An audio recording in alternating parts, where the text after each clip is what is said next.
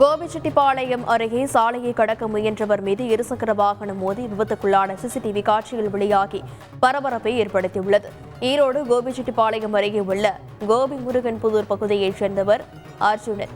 இவர் தனது மகனை கல்லூரி அனுப்பி வைத்துவிட்டு திருப்புகையில் கோபி ஈரோடு சாலையினை கடக்கும் போது இருசக்கர வாகன விபத்தில் உயிரிழந்தார். தற்போது விபத்து ஏற்பட்ட சிசிடிவி காட்சிகள் வெளியாகி பரபரப்பை ஏற்படுத்தியுள்ளது.